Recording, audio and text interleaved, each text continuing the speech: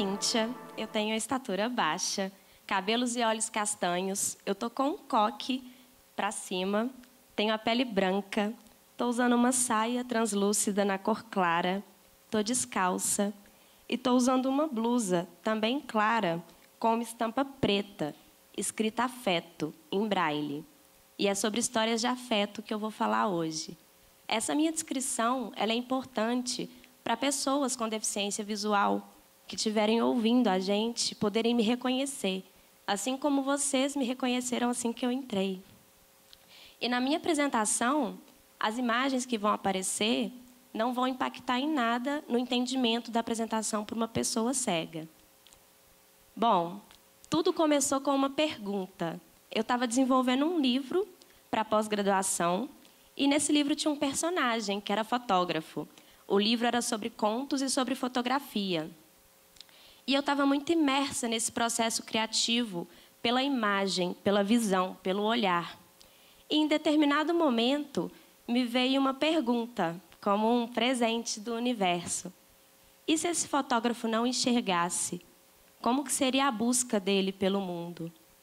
E foi a partir daí que eu comecei a estudar o Braille, que eu entrei para a causa da acessibilidade e da inclusão. Isso já faz 10 anos e eu nunca mais parei. Naquele dia que eu me fiz essa pergunta, eu pesquisei várias instituições que apoiassem a causa da deficiência. E no dia seguinte, lá estava eu, batendo na porta de uma. E quem me recebeu foi o querido Juarez, que era professor na época da instituição e é cego desde os 10 anos. E eu cheguei muito curiosa e com muita empatia para entender aquele universo que era do outro, mas que também era meu. E o Juarez, numa generosidade incrível, sentou comigo por horas e me contou sobre os seus hábitos, sobre as suas rotinas, sobre a sua dificuldade. E eu fui ouvindo todos aqueles relatos e aquelas histórias e tentei perceber onde eu podia me encaixar ali. E eu ainda não tinha ideia do quanto aquele encontro ia mudar a minha vida. Até que o Juarez chega com o Braille, que é uma paixão para ele. E quando eu vi, senti e entendi o Braille, eu também me apaixonei. E com isso, eu perguntei para o Juarez, você me ensina, mas tem que ser hoje, porque semana que vem eu tenho um livro para apresentar e eu preciso mudar o meu livro inteiro. Eu preciso passar os contos para Braille, eu preciso permitir que a fotografia seja sentida, ou seja, eu preciso tornar o meu livro acessível.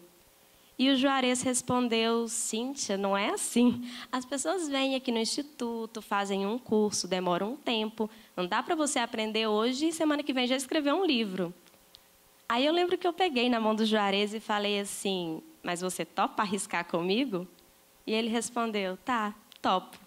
E aí eu passei a tarde inteira no instituto, aprendendo Braille. O Juarez foi de uma dedicação e de uma paciência imensa comigo. Isso era uma sexta-feira. Chegou o final de semana em casa, eu treinei. E treinei muito. E na segunda cedo já estava eu lá de novo no instituto, batendo na porta de Juarez. E entreguei para ele uma das minhas poesias, escrita em Braille. E ele pegou aquela folha e leu todo o meu poema. E ele se emocionou. E naquela hora, isso foi tão tocante para mim, significou tanto, que eu tinha certeza que eu não ia mais sair desse caminho. O Braille ia continuar na minha vida por muito tempo. Passou um período, depois desse dia, eu estava na casa de alguns amigos que são deficientes visuais. Na época do Juarez, eu não tinha nenhum amigo cego ou deficiente visual. Depois a vida me deu vários. E na casa desses amigos, eles estavam me contando como eles faziam para decorar o guarda-roupa. Eles tinham que decorar que tal blusa com tal gola era verde, a outra com tal manga era azul. E eu fui ouvindo aqueles relatos e aquele exercício de memória diária. E eu pensei, eu tenho capacidade para apoiar essa causa. Eu tenho as ferramentas necessárias para ajudar nessa questão. Meus pais têm uma confecção desde que eu nasci. Eu cresci em meio a tintas, linhas, tecidos. Então, foi uma questão de juntar toda essa bagagem que eu já tinha, que eu trazia da minha vida toda, com aquele desafio que estava ali na minha frente. Eu saí de lá e comecei a fazer vários experimentos do Braille em serigrafia.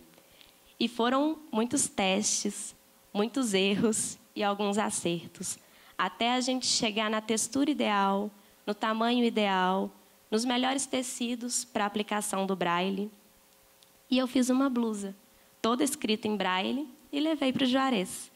E quando ele vestiu aquela blusa e pôde ler a mensagem que ele estava usando, a cor, o tamanho que ele estava vestindo, foi um momento tão bonito que, para uma pessoa com deficiência visual, é de uma autonomia tão grande que eu entendi naquela hora que era isso que eu queria fazer, que era isso que eu ia entregar para o mundo.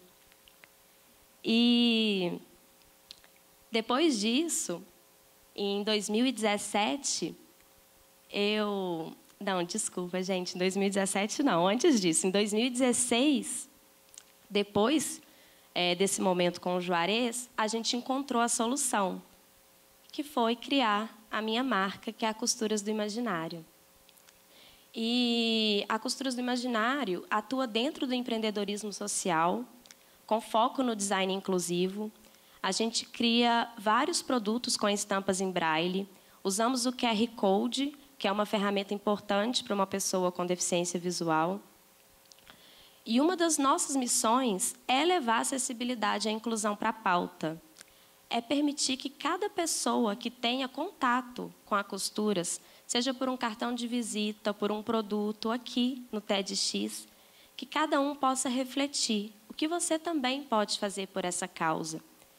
Como você também pode apoiar dentro do seu universo, das suas possibilidades. E depois disso, em 2017, eu conheci outro instituto, que a gente chama carinhosamente de Lar das Cegas. E conversando com a Conceição, que é uma das moradoras do lar, eu combinei de visitar a casa. E, coincidentemente, ou pelo destino, ou por mais um presente do universo, que é como eu gosto de acreditar, eu cheguei lá numa sexta-feira.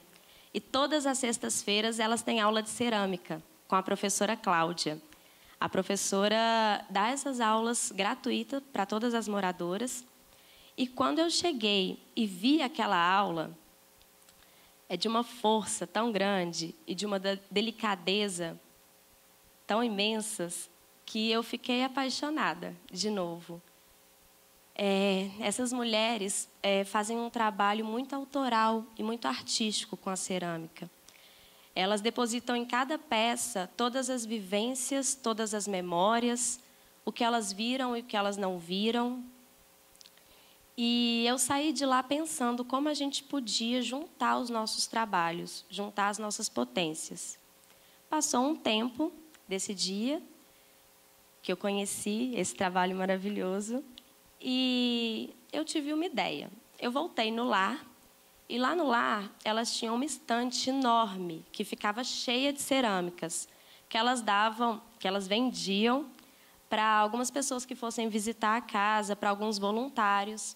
E aí o que eu pensei, eu vou comprar várias dessas cerâmicas e vou presentear alguns clientes que fizerem uma compra maior na loja. E assim foi por um tempo. Estava sendo bom, eu estava apoiando na renda mensal delas, comprando a cerâmica, a gente apoiava divulgando o lar, a gente permitia que essa arte delas chegasse em outros estados do Brasil, para outras pessoas.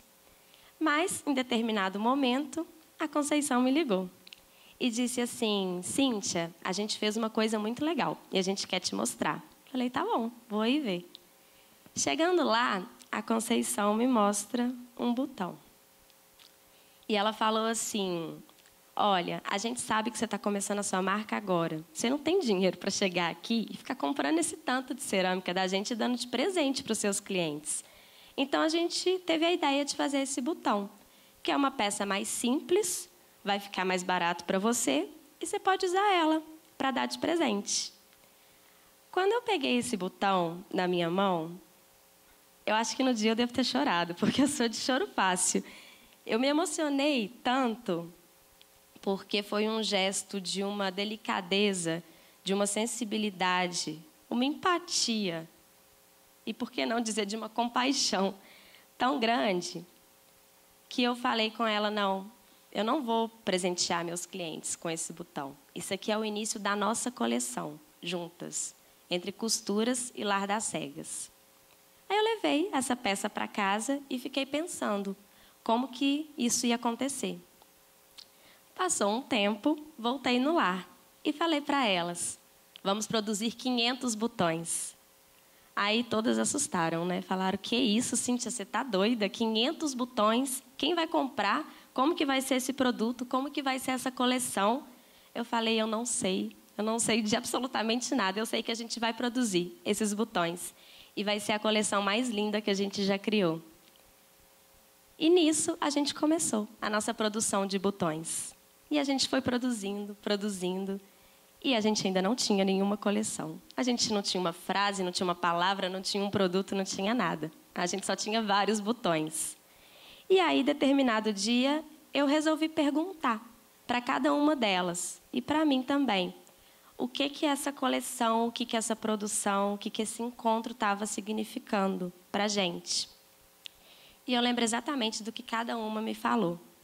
A Martins falou assim, eu amo fazer cerâmica, é o que eu mais gosto de fazer na vida, mas eu estou com muito medo, eu estou muito ansiosa. Eu acho que eu não vou conseguir produzir esse botão com a qualidade que o mercado precisa. A Nívia me falou assim, eu estou muito feliz, eu estou muito alegre com esse trabalho e eu quero transmitir essa alegria para cada um desses botõezinhos que eu estou fazendo.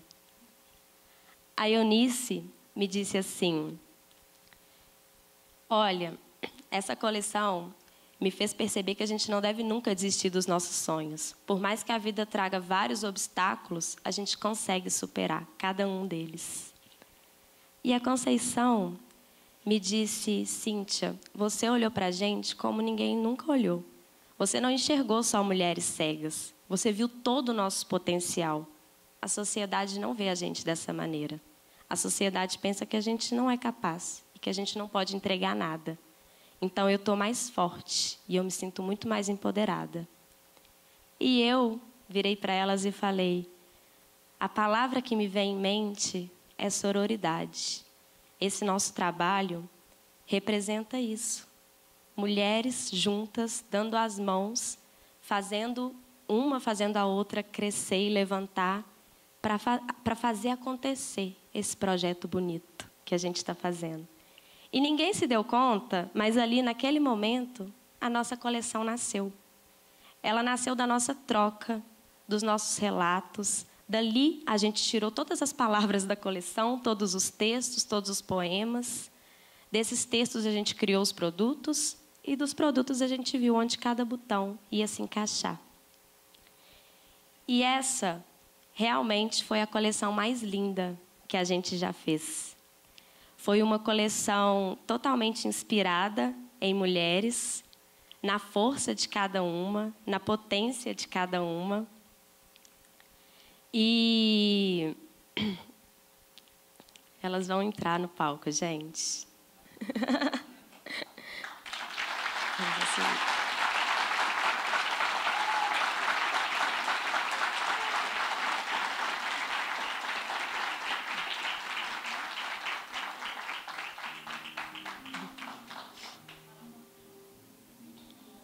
Vem comigo, Eunice.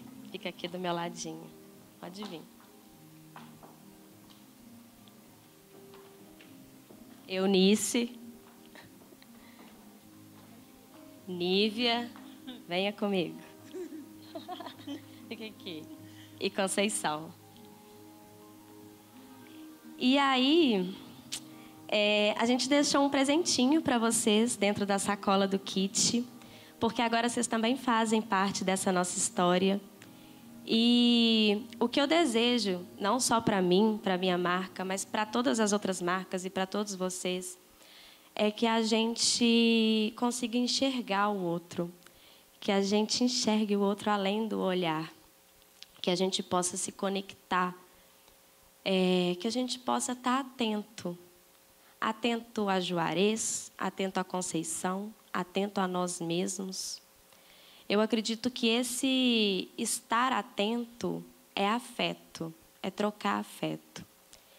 E o afeto é capaz de transformar toda uma sociedade. Isso aqui, ó, é capaz de transformar toda uma sociedade. Nem que seja de botão em botão. É isso.